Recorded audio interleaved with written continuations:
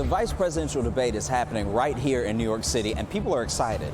I'm outside the venue on 57th Street right now to gauge the temperature of New York's VP debate fever.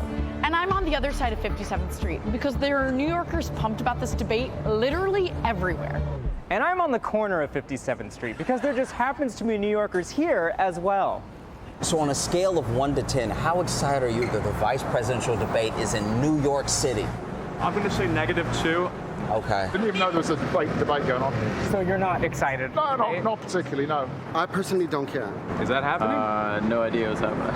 What? No. You're living under a rock? A 30 rock? Yeah. It's a New York joke.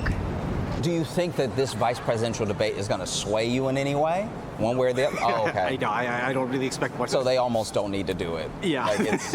Were we the only pumped up beep stands in New York City? Does anyone want my tickets to the sweat tour? I'm going to the vice presidential debate tonight. Or did people just not remember how awesome vice presidents are? Who is your favorite vice president and why?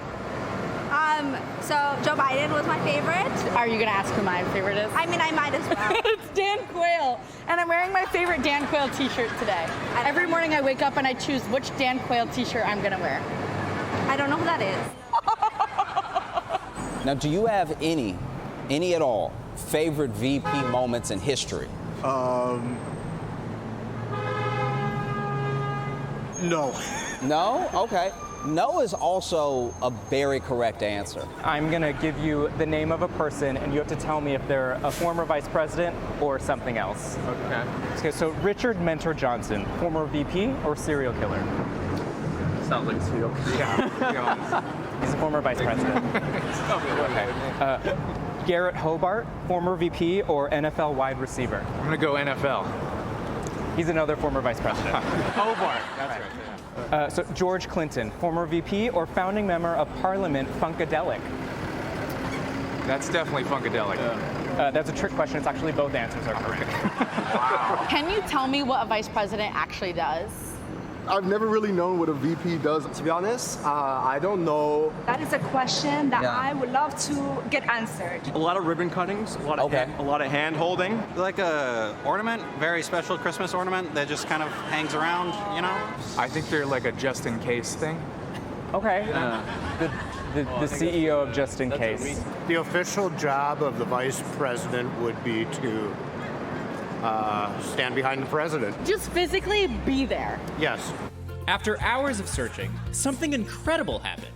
I finally found a group of people who are exhibiting the appropriate amount of excitement for this debate. There's like 4 people back there. How exciting. How excited are you for the debate tonight? I'm extremely excited. Me too. Yeah, J.D. Vance is going to wipe the floor with Tim Walz tonight. Do you get nervous that J.D. Vance might forget his role and accidentally call Donald Trump Hitler again? No, absolutely not. You don't think he's going to do it? Because he's done it before. And I get a little nervous. Yeah, well, Vance heads aside, maybe we would all respect the vice president more if we could walk a mile in their shoes. So what would you do as vice president if you were vice president? First, Okay. I would try to make health care all around the board for everybody. Now, as VP, you wouldn't really have the power to do that. I know, I wouldn't have the power to do that. Yeah. So what other things would you do as vice president? I would try to do like wellness of the elderly. So more protections for seniors. Yes. As VP, you wouldn't really have the power to do that. I know I wouldn't. I wouldn't. As VP, your powers would be to break ties in the Senate and to certify the election. That's kind of it.